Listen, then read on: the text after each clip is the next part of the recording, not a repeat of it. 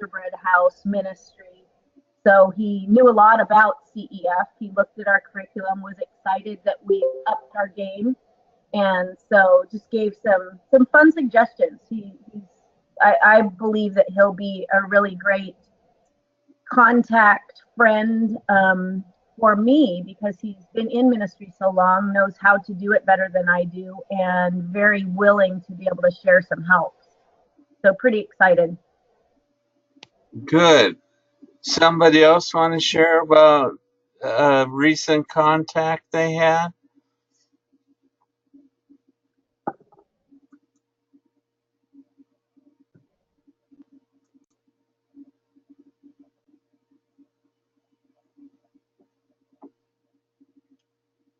Nobody bold enough to go out there. How about you, Mrs. Davilar? Sorry, I was having trouble with my audio and I couldn't catch the last thing. I don't know what you're talking about. We're talking about different experiences people had when they went out and shared and how it went and all that.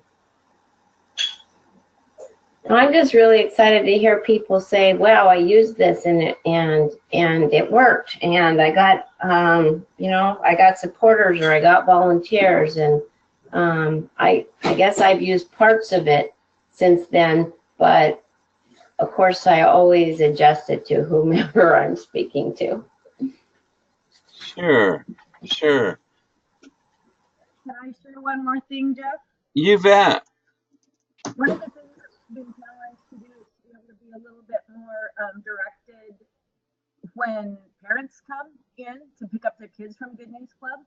And so I've been trying to ask God to give me opportunities to be able to share just to those parents. And a lot of the time, as you all know, there are parents that arrive late and pick up their kids. And so you kind of have more of a one-on-one time. And so I've been able to share parts of my story with many of those parents and have been able to get 2 new supporters over the last month.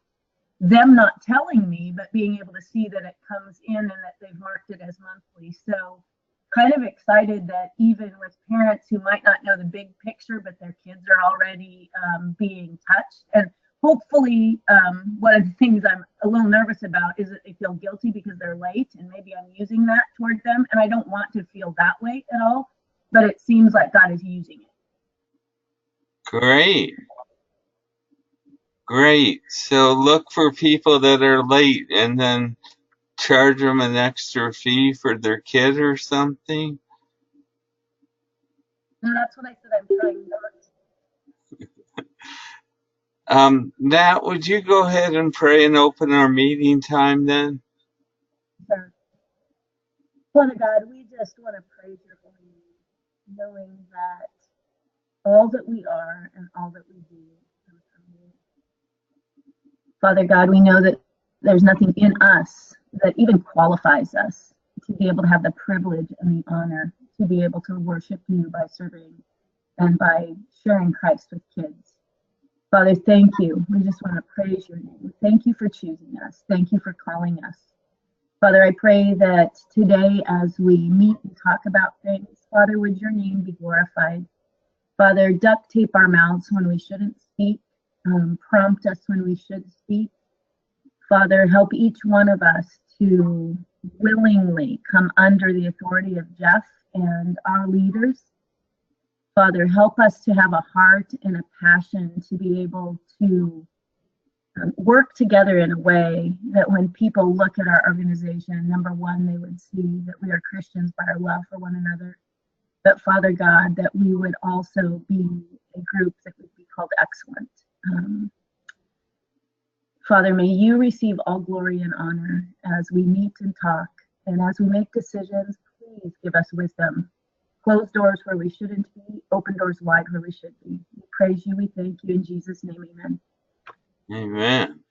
Well, you see on our agenda, one of the things I can't believe about what I'm seeing is it's almost the end of January. Can you believe that? It just seems like time is flying by, but today we're going to be talking a lot about Christian Youth in Action, and before long we'll see June up there on our screen and not January. So we need to talk a lot about CYA today, and hopefully by the end of this kitty meeting, you feel more comfortable with the Camp Doc system and also about some of the other things that are going on at CYA this year. One of the things I'm really concerned about is the young people and really everybody that comes to Christian Youth in Action. I'm concerned that they have a time that is positive for them. And Linda had a couple of good hints that she might like to share with you. So go ahead, Linda. Well, I don't know about you guys, but when I go to like reunion or something and there's not like a schedule and I know what I'm supposed to be doing, which wasn't the case this year because I was the nurse there, but I don't know what to do and I feel uncomfortable when I don't know what to do. Well, Brian was helping me check kids in, so he was watching them, and there were not only kids but staff people who didn't know what to do. And so I feel like if we could maybe assign people to help them more with getting involved in something, because there was some kids that are kind of new there, and he watched them for 45 minutes standing there with not knowing what to do and just looking around. And other, of staff people, they didn't know what to do, and they were standing around talking to each other and things. Yes, there's some kids that play games and some kids that jump in.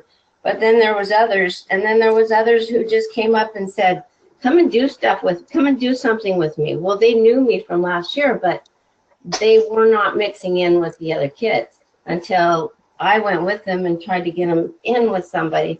And it's really uncomfortable, I think, for all of us when we don't know what we're doing there.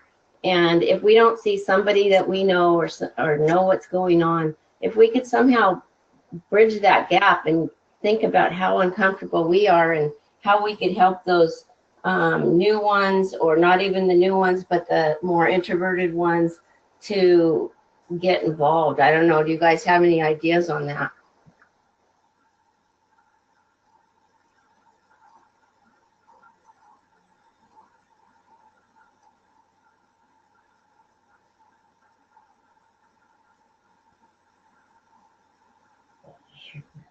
Is it just you and me on here, Linda? I don't know. I don't hear anybody. Yeah. I'd like to say Yeah. something. Oh, Right. Go ahead. Go ahead.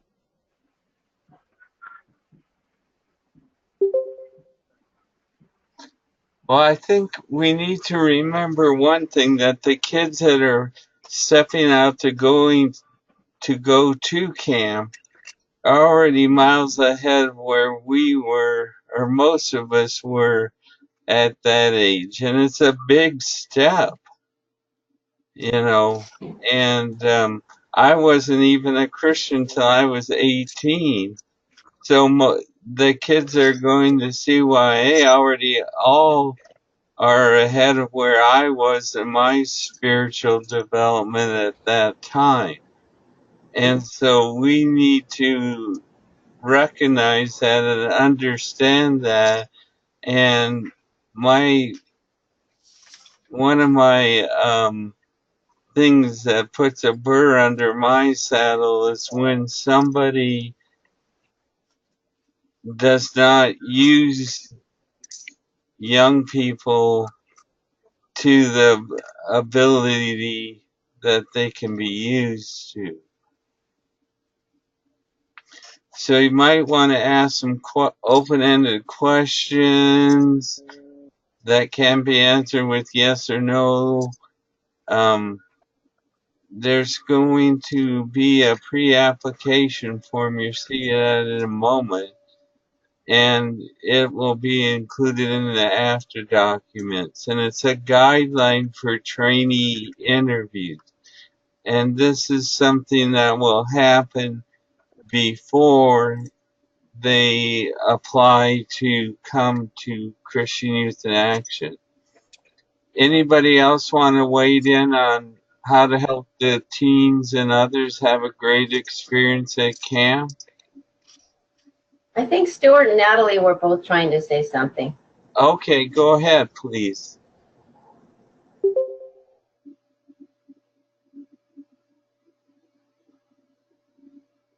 This is Natalie, and just wanted to say thank you, Linda, for bringing that up. I think a lot of the time we get really caught up in like the program of what is going on at CYA or even at Reunion and things like that. And so we have our mind focused on our part, but we don't realize that it's our job to be outreach. I think we're just as bad at it at church, to realize that it's our job to go and talk to people and not wait for people to come to us. And I think it's hard because we're not used to doing that with teenagers, most of us. And so it's something that we have to determine in our mind. And like Jeff said, even come up with some questions that you would ask. I really like the idea of Linda just taking them and going to a group, because one of the things that we all see is that there are definitely CYIA cliques. And so to be able to break into those cliques, we have to be really intentional.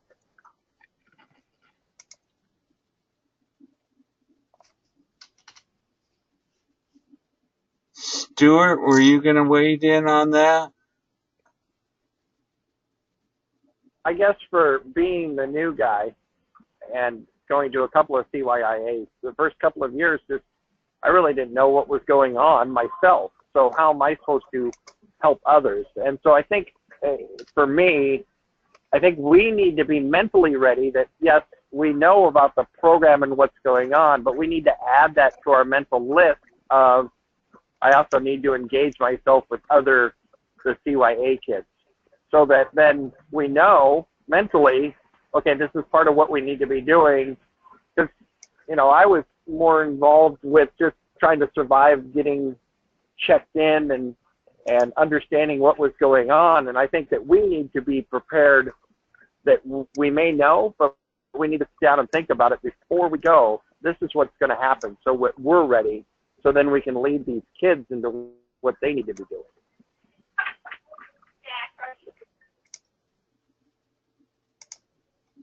And I think that's true for everybody. I think that everybody, when they first come in, I mean, especially like I remember driving down to Multnomah, that was my first one back from after Africa. And it was like, oh, just go over to that dorm or go park there or go there or this or whatever. If we could have people, like some of the older teens, maybe experienced ones, who could actually be the guides and take them over and show them where their rooms are and show them how to get checked in and tell them what's going on.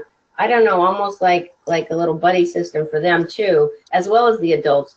But we could do a lot better. Even at the reunion, it was like, okay, do you know where to go with your stuff now? No. Well, me either, but go upstairs because you're a girl. I mean, that's not very helpful. I mean, we could have had like teens being put to use or adults being put to use to help with those kinds of things.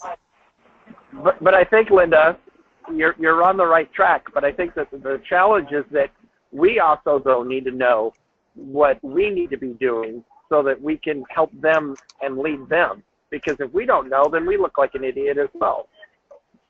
Well, and some of us maybe, but that's kind of the point, is what can we foresee how we could help them and help ourselves, because we don't know what to do either. And so let's say we say, okay, so this person and this person and these teens are in charge of getting people to the girls' rooms, and these adults and these teens are in charge of getting the boys to their rooms or whatever. I mean, we're all willing to do stuff if we know what to do. We just don't know what to do.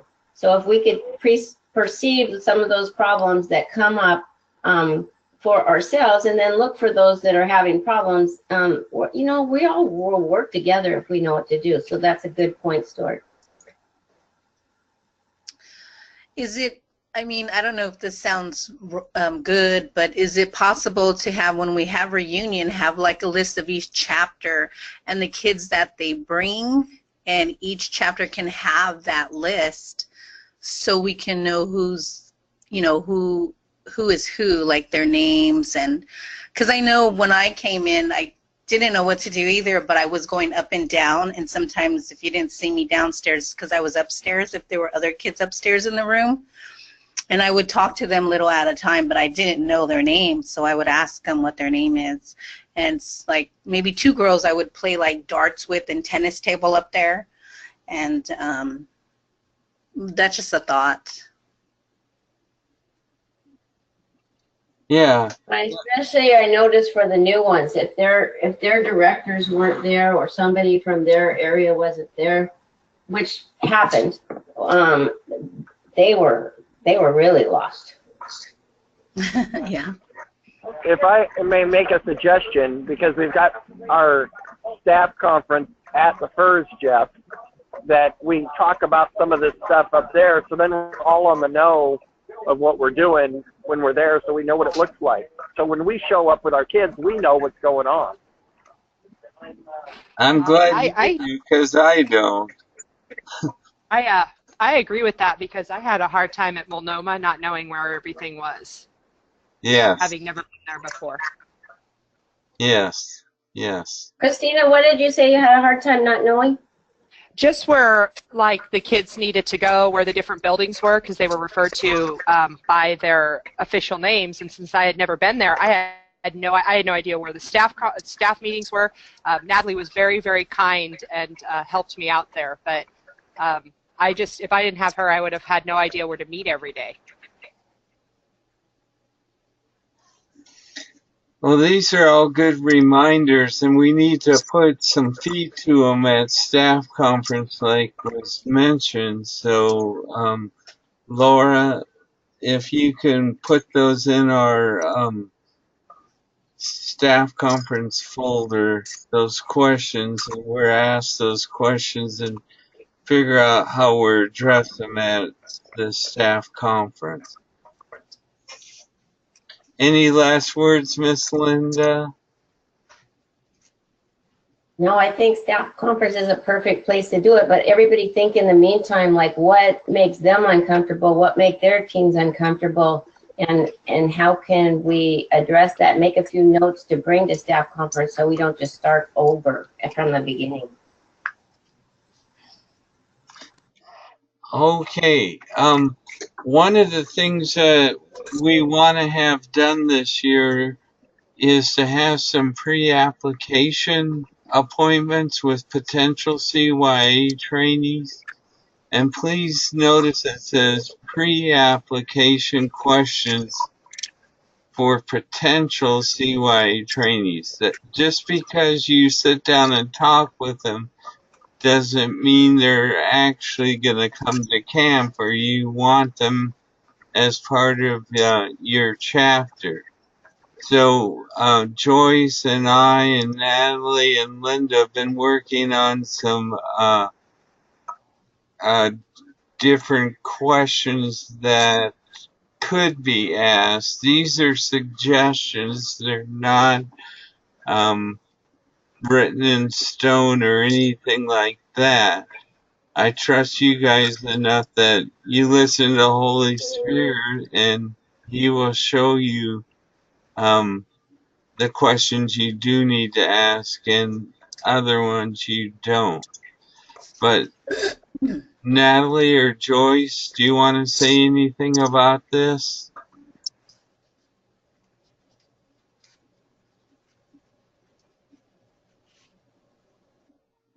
I think just the same way that Linda said, it's nice to know what you're going into. When we go to different places, we want to know what's expected. And I think that oftentimes people come to CYA with very little knowledge of what is expected. And it is true that we can't really paint the picture of CYA anyway. It's going to be an experience that can't be put on paper, but there are some things that we can make clear to the kids And I try very hard before I have somebody apply for CYIA to be able to give them a clear picture of what it is so that they're not so shocked when it ends up being school instead of camp.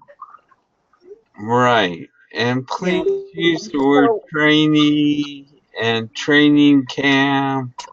Those things are very important because it sets itself off as something different from the normal camp. well, and I think the other thing is that if we have invited people to reunion and they come and they think that that's what CYIA is, which I have heard from many teenagers, that they were shocked because it wasn't anything like reunion. Yeah. And so I think it's super important that we make it very clear that this is school setting, that they are going to have to do practically in front of people before they go to the kids, because for some of them that's very, very stressful. And I just think we need to be super honest so that there's absolutely no deception to get more people to go to CYIA. And Jeff and I have talked, and I know that I'm a pretty black and white and probably too blatant in my talk, and that I need to know how to season that a lot better with Grace, and so he's trying to help with some of that. But I still don't want it to be something where we skirt the issue of this is hard work, and if you're not a person who likes school, you may want to get training in a different avenue than CYIA. Right. And then down at the bottom of that page, there's some important words. Remind the potential trainee of the application deadline. And then if you choose to allow the person to apply, give them the sheet, which is this sheet, with the link on it. Or you can make your own sheet with the link on it, and there it is for you. And then they can go on and they can start the application process. And just by way of reminder, there is a form, and we're sending it with the after meeting items also. There is a form that has everything that the team will need listed on it so they can sign up and go ahead and not have delays or the machine kick them out or something like that. Okay? Now, Is if there a any potential way to trainee get does a not, excuse me, go ahead. Is there any way to get a printed form of everything that's in the sign up so that We they can can do see it that. ahead of time? We I can would do really that. like that. Okay. Yeah. I agree. I would love to have like the dress code, the hair code, all those sorts of things to just have on hand if I'm talking to someone. Boy, we're like secret agents with all these codes or something. I want to point out that last sentence. If a potential trainee does not have your recommendation, give them other options. Have some local camps written down that you can tell them about in case our camp is not what they're thinking of. They want a fun camp.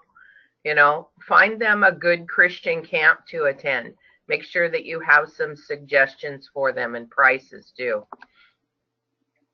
Yes, and that's one thing, but also I'm thinking that maybe these people just need to mature either emotionally or spiritually or however, that maybe you're thinking, oh, this person would be a great person to come to camp next year. Then work with them this year to help them start understanding what CY might be like. Sure. So, I usually suggest to my potential campers that they can come and help with the fair ministry. The fair Yeah. ministry is usually something pretty easy for them to do to start off with. Right. Great suggestion.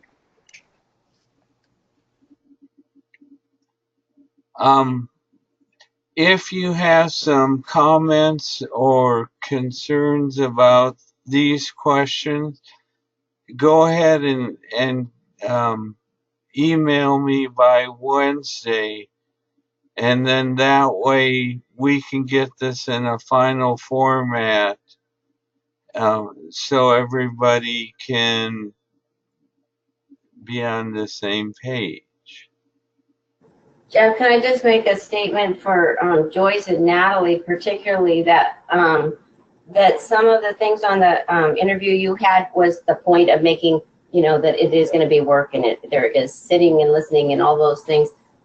Jeff was thinking of the interviewer doing that after number one, how did you hear about CYA and what do you know about CYA? Then filling them in with what you think is important for that person that you're interviewing. Right, right. It might be nice to have some of those as maybe bullet points under that then, because there are inexperienced directors that are just getting to know these things and they're wanting input into how to do that and what questions even to ask or what even to talk about, instead of just relying on everybody to do it their own way. Right. So I think it's also good for the parents to know what their kids are going to be doing each day. exactly, yes. Well, I think that having that hard copy of the dress code and the expectations and the Natalie, you mentioned this morning in your email about the schedule, having those things in front of you and showing them that's a way to do that. That could be like a bullet point under it to show them those things. That won't be a difficulty at all. We'll get that out to you. Hey, Jeff. Yes, Beth. Ramona. Oh, it's Ramona. It sounded like Beth. Go ahead. Are we going to take away their cell phone at night? Yes. So one thing I had on my pre-application questions was telling them, we're going to take your phone at night. Are you okay with that? So that there's no question of them knowing, so they can't be like, hey, I didn't know we were going to take our phone, or, I didn't talk to my parents about you guys taking my phone. There's that on the pre-application question. That's not in the pre-application. That's in the part of the code of conduct. But I had it should be mentioned at the pre-application too.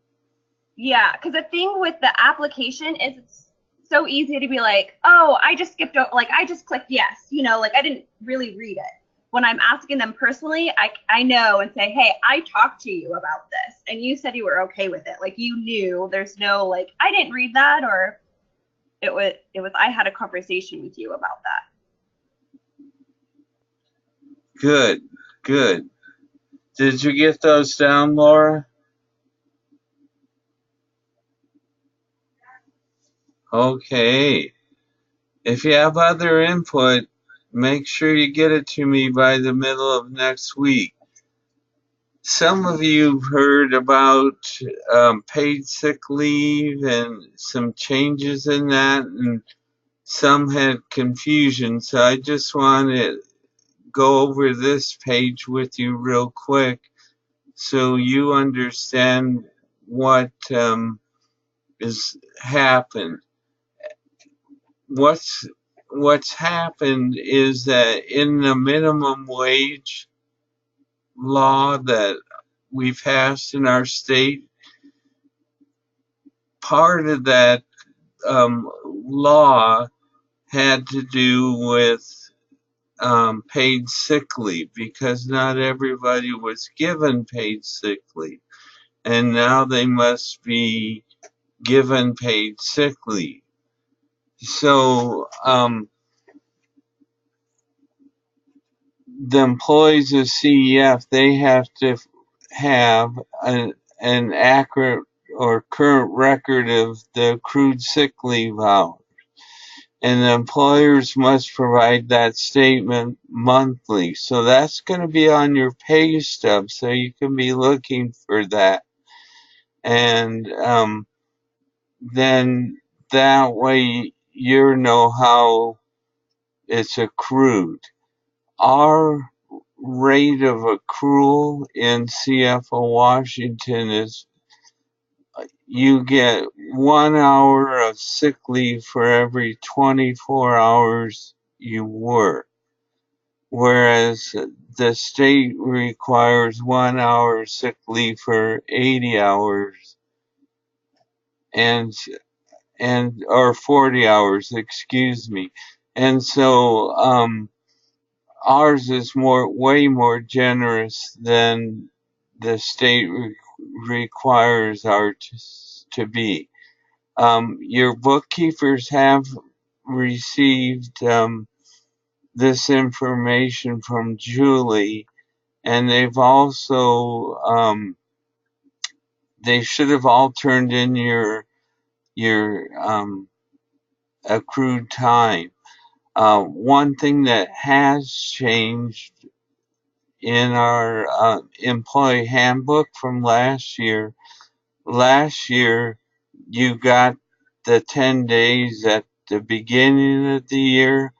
This year, because of the way the government has its accounting for them, you have to get them, you have to earn them. And so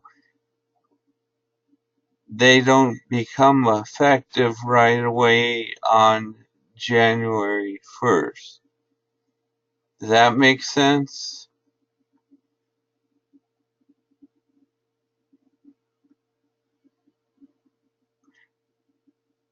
So Jeff, you're saying that we don't get our 10 days of vacation until next December. No, I'm not saying vacation. I'm saying sick leave.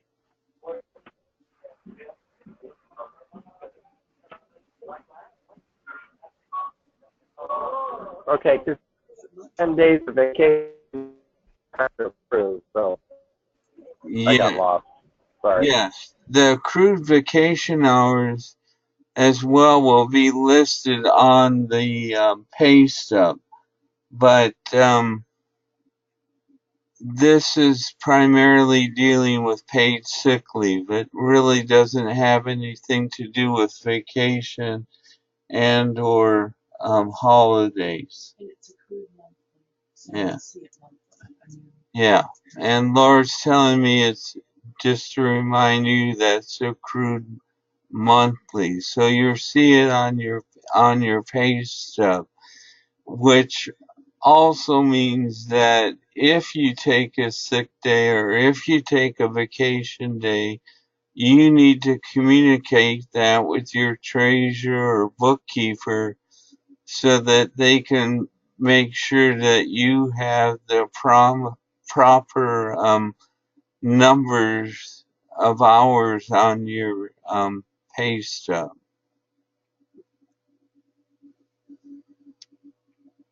Any other questions on that? So how does that work for salary? For salary, basically it's the same way.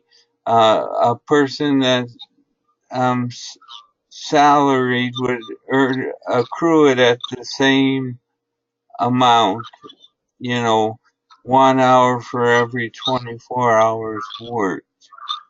Okay.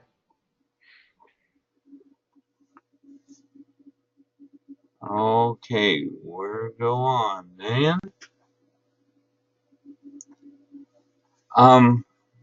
I want to talk to you a little bit about online payment of fees and donations through the CFOA PayPal account. We're in the process and should have up and running a PayPal site both for donations and for fees. So this is important, so listen carefully. There's a distinction here. On the CFO Washington website is the place to go to make a donation to somebody or through CFO Washington. But the site from CampDoc is where you go to pay your fees, or the young people go to pay their fees. Okay, so donations go to the website, payment of fees goes through CampDoc. That makes sense?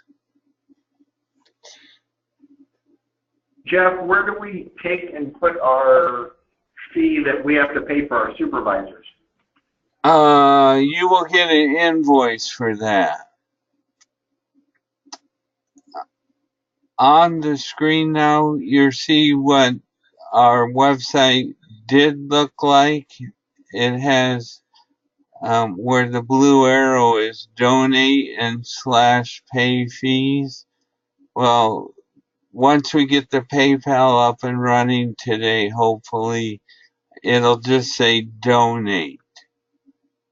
And then CampDoc, they have to go to CampDoc and pay on campdoc.com.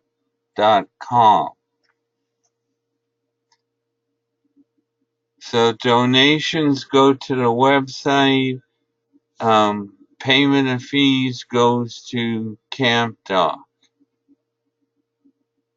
Does that make sense? So Jeff, when they pay their deposits by Yeah, April 15th, if I remember correctly, then they have to go back to CampDocs and pay the rest of their bill. right. But they pay their deposit on CampDoc and they pay the balance on CampDoc. Both. Right. Well, then what do we do about churches that are going to want to send a check in to pay for their kids? Okay, for that, that's a good point. Thanks, Stuart. But what you can do on that, or somebody has cash, then what you're going to want to do is get that to us and we can enter it into the system manually.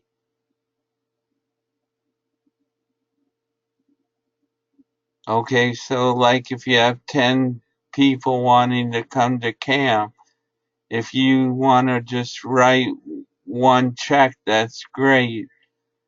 But make sure of two things. One, that it gets to us on time, and two, that you know or you have clearly notated who that check is to cover. Okay? Because a lot of times we get checks and we're not sure who they all cover, because some give half, some give quarter, some give a third scholarship or whatever. So we need to know that. Are they paying it to CEF of law in that case? Yes.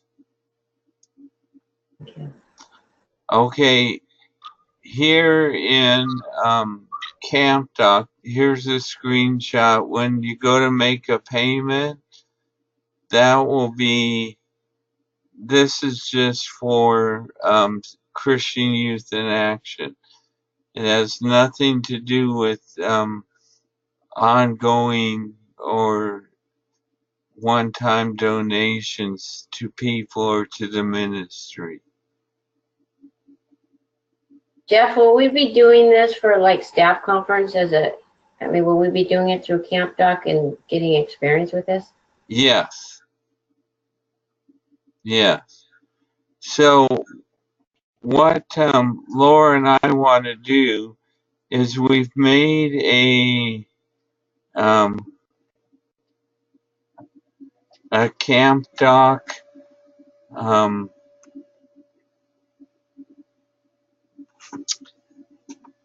kind of a mock-up of what it would look like for you, what you see when you sign up for camp.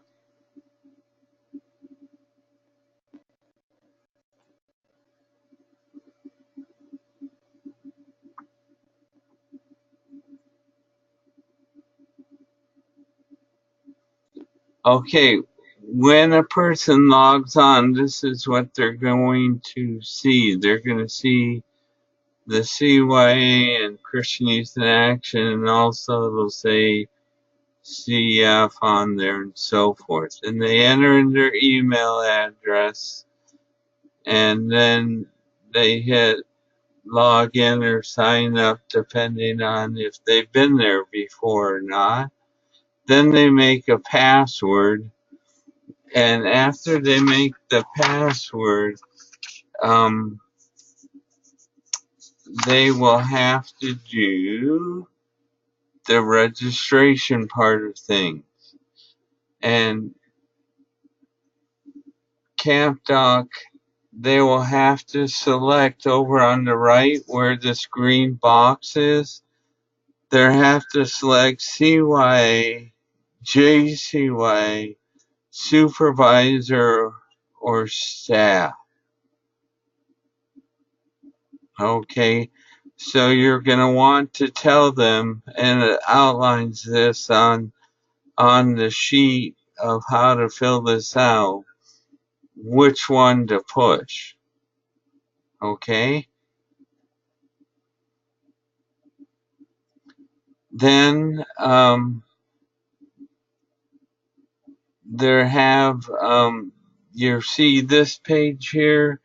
One thing that's nice about CampDoc is they can upload a picture of themselves, and you might think, well, why would somebody want to do that?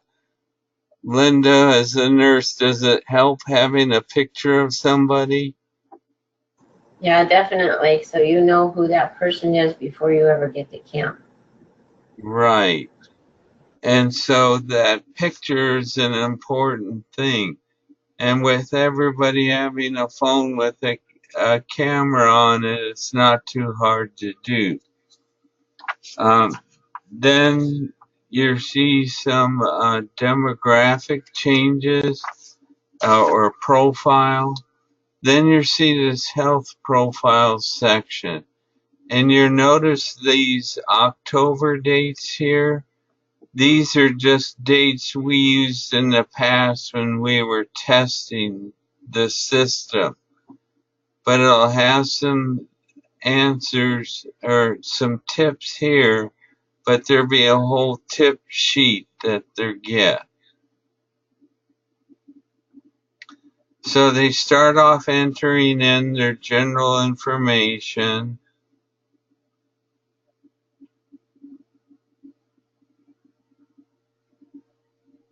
And then their participant information. So you see grade for school year 2017-18, and they're in 10th grade, which will tell us to put them in level 2 of camp, because junior camp is level 1, CY regular is level 2, and then we had the advanced. Then they put in how many years they've completed and their chapter. And these are all in these drop-down menus too. They put their church information there, and then we go on to emergency contact. So one good thing about CampDoc is it'll be legible, because does that ever happen, Linda, when things are illegible and you're not sure what it says? Yeah, and it's usually on medications or dosage names and what it's for. And then there get so many in there you can't read them anymore. So that's why that's there, is to help with that issue. Then it'll Hey, Jeff. Yeah. Just on that note is at at the reunion, even the phone numbers that they put in, if people could be sure, because sometimes they put a phone number in and then they don't have all, well, it won't happen maybe with CampDoc, but they don't have all the information. So then I said, okay, so if something emergency happens, can I call your mother at this number? And she said, no, she doesn't have a phone. That's my phone number. Okay, so we need to be careful about that. Thanks, Linda.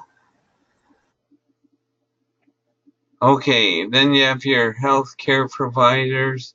If they don't have a dentist, it's not that big of a deal to Camp Doc, but they need to list their primary care provider and their complete address and phone number there. Then we get into diet and activity. And we ask the kids some different questions like any diet restrictions. And they either toggle this yes or no. Activity restrictions are on there too. And then additional things we need to be aware of, like medical, emotional, learning issues or protection orders. Because somebody might have the right to pick up somebody at CYA and somebody might not have that right. So we got to ask those questions. Then diet restrictions do they have them? Are they vegetarian or vegan, kosher, or other? And you can't put all chocolate in there, sorry. And then does the trainee have food allergies, either yes or no? And then if you put yes, it'll ask you to what and what happens. And like in this case, do they have an EpiPen with them? So does the trainee have any drug allergies or environmental allergies like we ran into at Lake Retreat? And then if they have a drug allergy, what are they allergic to? What reactions, and do they have a risk for anaphylaxis on that? Medications. Linda, why is it important to tell people clearly what medications a person is on? Well, obviously, so you give them the correct ones. And I guess staff would probably need to know this, that there was a lot of medications at reunion, a lot. Like it covered the whole long table of different people taking medications. And you might think, well, there's not that many in my group, but there is a lot of them. The other thing that's important to know is, yes, it was different that the adults had to give theirs in. No, you probably won't have to at CYA if you're in a room without minors. But even some of you, you have medications that didn't get taken and got left behind in the room that you were with kids. So we got to be careful with this, because I have to look at this pill cup or something and try to guess what those are and if they're important. And some of the kids also brought their stuff in little baggies without the original container. So this has got to be stressed pretty clearly to the parents and the adults. Okay, so you see up here, there's a policy for administering medications. And Deborah doesn't have a problem with throwing things away, does she, Linda? I'm not going to speak for Deborah. Well, take it from me. She does not have a problem with that. Okay. Then there's some OTC medications, like can this person have Tylenol or Aloe, or yes or no, so you can toggle those things, because these are things that are normally stocked in our first aid kit that we let the nurses use.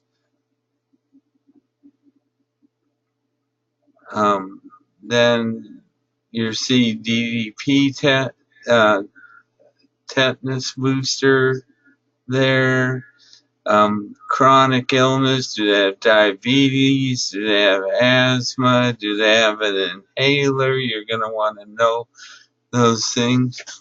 Then insurance.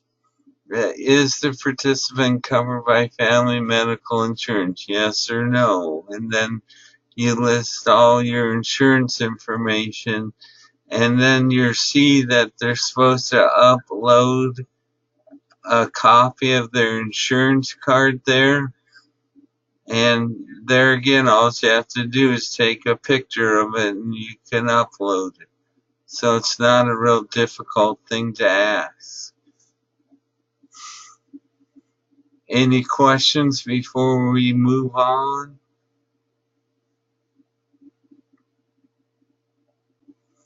And then there's going to be a few tell us about yourself questions that are in there. What do you enjoy doing during your spare time, etc.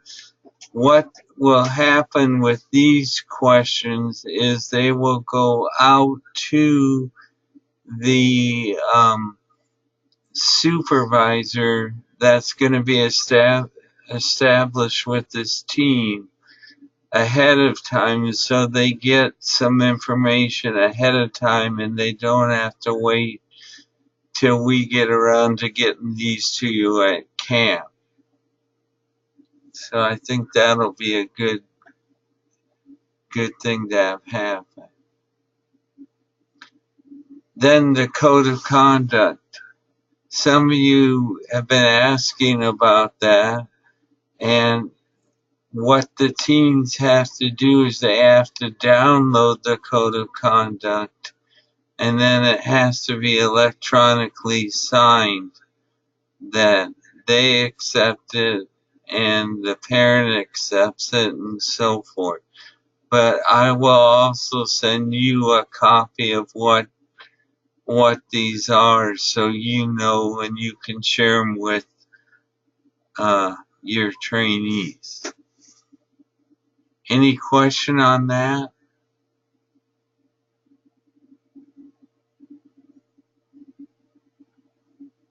One thing that we did do is we incorporated the dress code in the code of conduct, because it really has to do with that. And so you won't see a separate dress code paper, but you'll see a dress code section in the conduct. Jeff, did you say you made some changes in the dress code and the code of conduct? Yes, I did. And we want to hear those. Hmm? We want to hear those. You do? Yes, we do. You're getting today with the after notes. How's that? We want Beth to be able to come with her nose ring this year. If you want to find out what's going to happen, you have to read the after notes.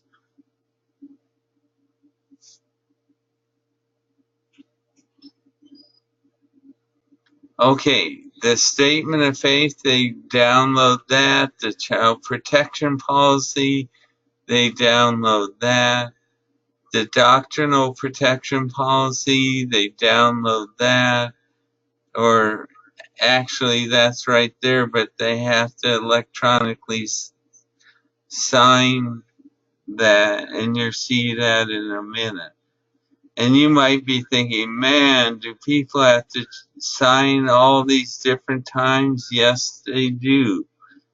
And so you're hear from us when an applicant miss one or whatever. You hear from us. Actually, you're hear from Camp Doc about that.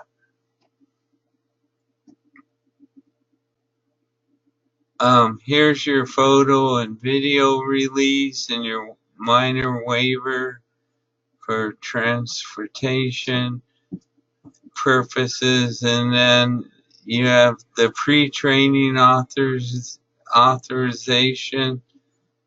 So like what we were talking about earlier, the young people and their parents will understand that that's part of Christian Youth in Action is free training. And then at the end, there's an account section. Actually, this comes up fairly quickly when they're filling out things, so they need to be ready to put their at least their deposit down, or they can't go any further.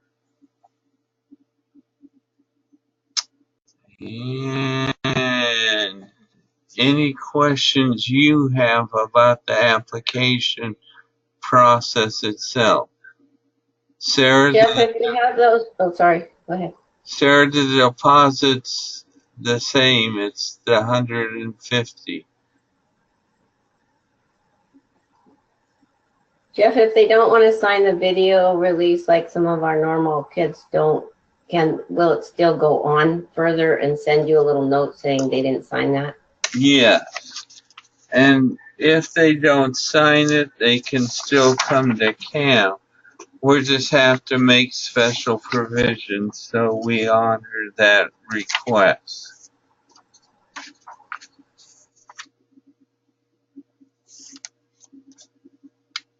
Other questions you have about the camp doc?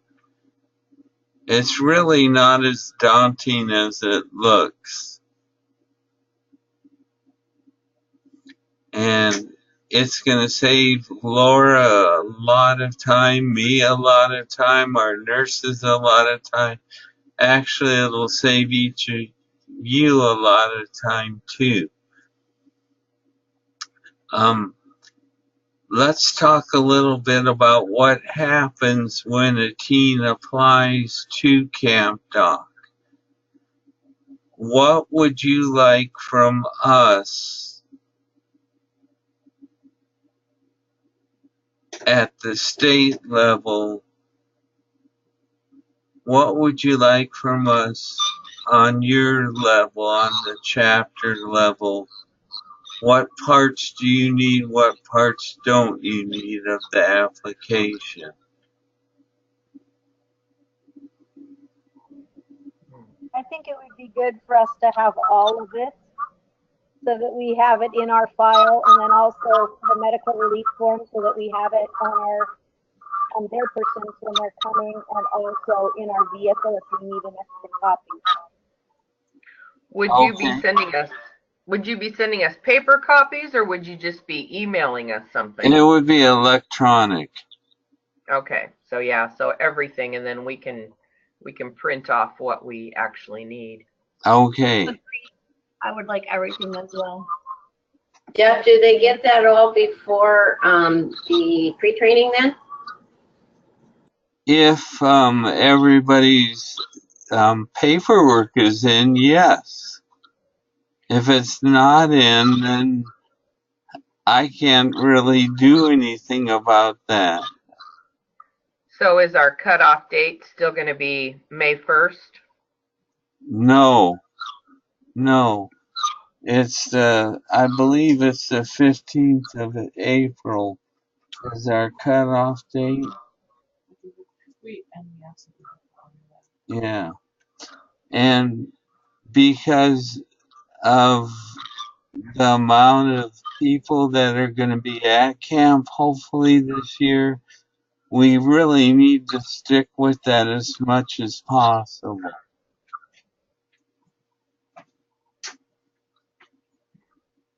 April 15th. Yeah. The deadline is April 15th. And it's the first for staff and trainees. Or staff and supervisors, excuse me.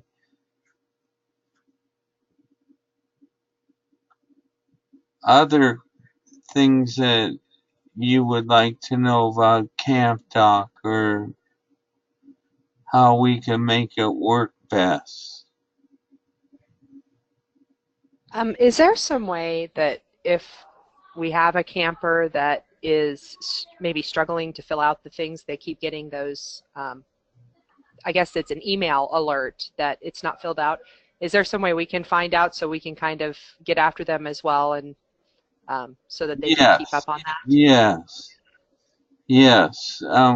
We can make that happen on our end. That's not a problem.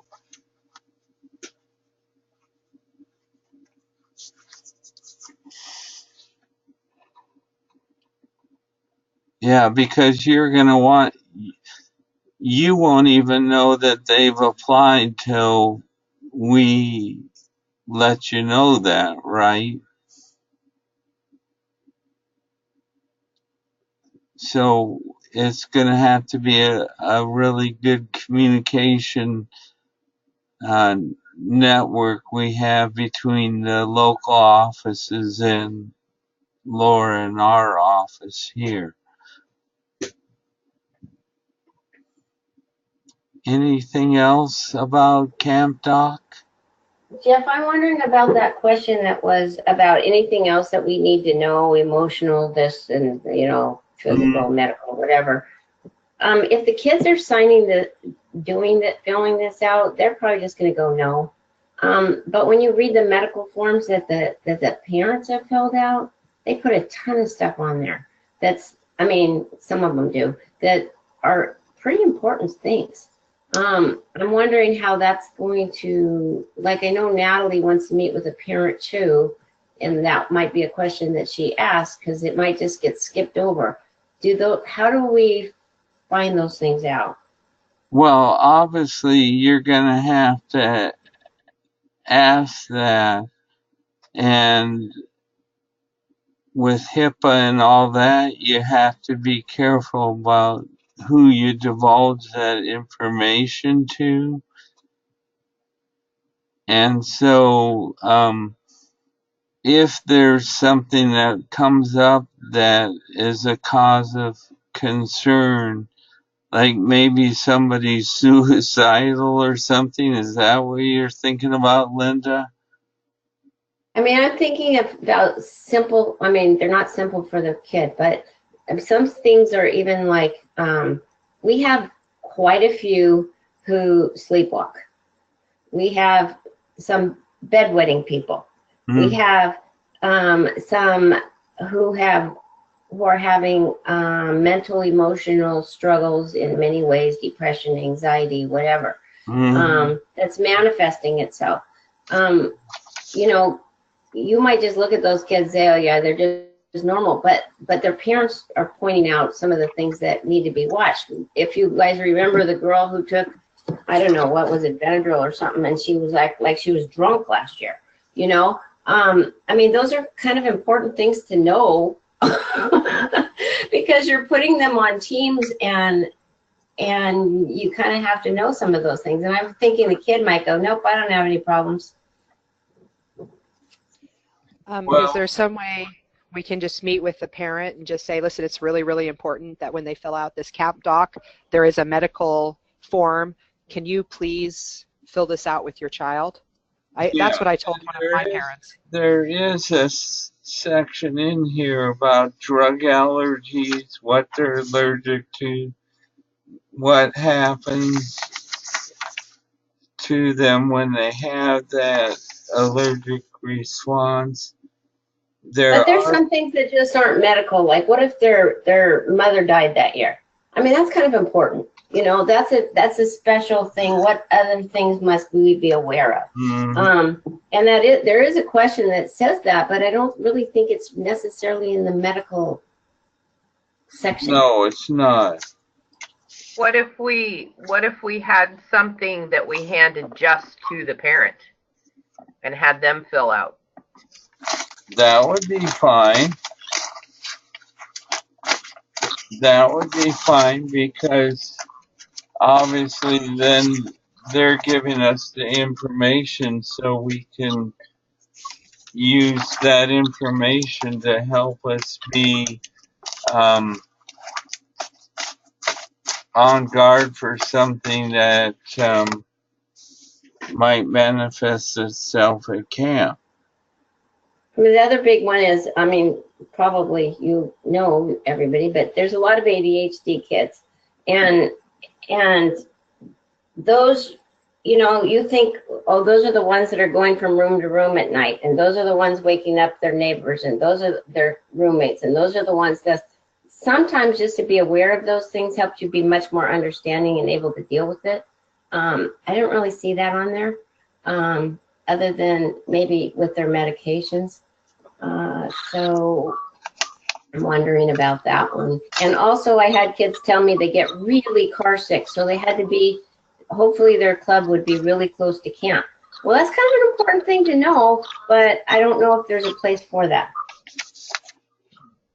Good question. So here's the question, well, Jeff.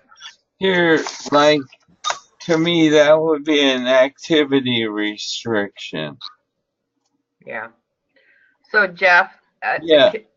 speaking of kids wandering from room to room, so I know the first is, you know, cabins.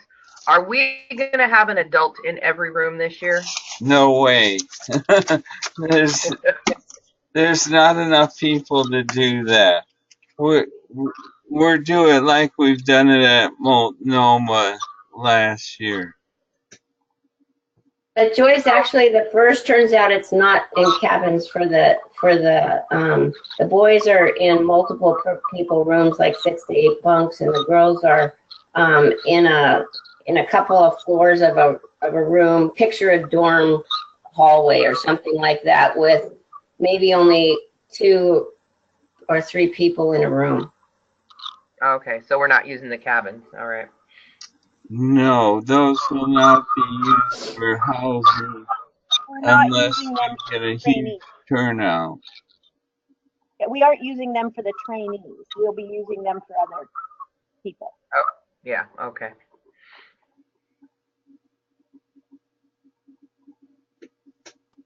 Any other thoughts or things that you are seeing that we're missing that we can address now?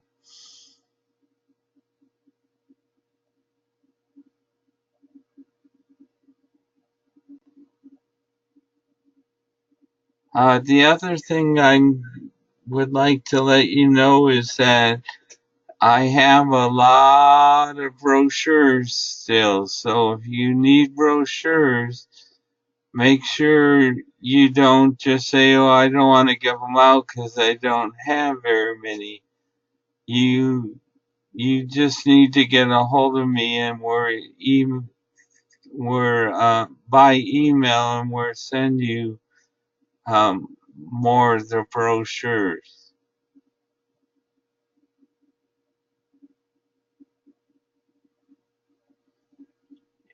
Anybody got anything else they want to bring up real quick before we sign off? I think somewhere in the future, we need to put something on the brochure that lets the student know that even though they apply, they're not necessarily going to go to our camp. Right. They're considered applicants until they're accepted. Yeah, that needs to be on there somewhere, because I get teenagers that just, you know, they tell people, oh, I'm going to Christian Youth in Action this year, when I haven't talked to them or interviewed them or any of that kind of thing. So Well, that needs our up. protection this year is they have to get the link. Yeah, but we know that, but they don't know that. So they need to know that from the get-go. Yeah. Well, I don't know who needs to know that, so you're going to have to tell them that on your level. Well, I think if it's on the brochure somewhere, that's usually where they first hear about camp. They get a brochure. So I think if it's on the brochure somewhere, that would be good, because then we can say, well, if you noticed on the brochure it said, and then they could be referred to that. So Joyce, you're thinking like something like attendance is by application and acceptance only, or something. Yeah, something like that. Tracy says that the one brochure doesn't have a location on it. I think the other thing is if we call it a school, they understand that when they apply to a college, they have to be accepted. And so if we just make sure that it's called training school all the time, that we can say you can put your application in, so that it should be called an application and not a registration, because registration says that you're in. So if we just are careful with our wording, I think that that's going to help with that just from the get-go. Yeah, and I've tried to be very careful to eliminate CYA camp and put it as training school. And then we need to make sure not to call it a registration form, but an application to school. Right.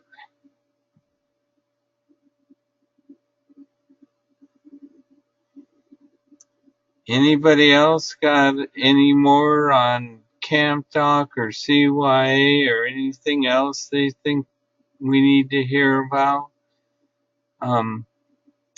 One thing you're beginning soon is a new staff directory that'll be with the after notes too.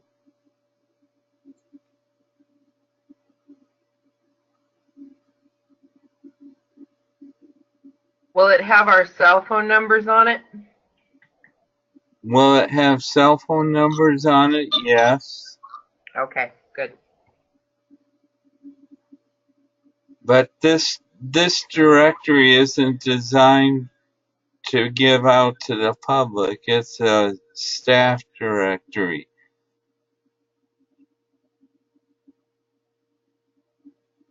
I see Sarah wrote down TCE. I'm not sure what she's asking, but I wanted to know if anybody's needing to teach in a TCE to keep their credentials, and the TCE would probably be this spring. I know there's one coming up in Grandview with the Sanchez family and some of the kids from down that way. And we're Anybody? hoping for Lewis County. Lewis does, yeah. We have one that's starting on the 13th of February. So if you need to get your credentials, let us know so we can put you in the lineup.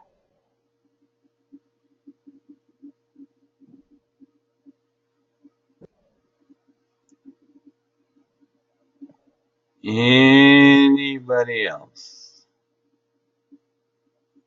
Oh, Stuart, would you close our time?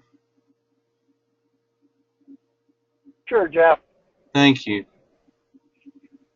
Before I pray, though, there is a video out about CYIA. Anybody can use it. Andy did put a link on our Facebook page. So feel free to put that all over the place. Yeah, that's a great video. Thanks for reminding us about that. All right. Well, let's go to the Lord. Lord, we just thank you and praise you for this opportunity we have to impact youth lives. I pray now, Lord, that you just help the right kids to want to come to CYIA and help us to just make it an awesome year. Lord, give us peace about all this new stuff that we need to work on, and may we just see your hand at work, Lord. In your name I pray. Amen. Amen. Well, have a great day and a great weekend, everybody.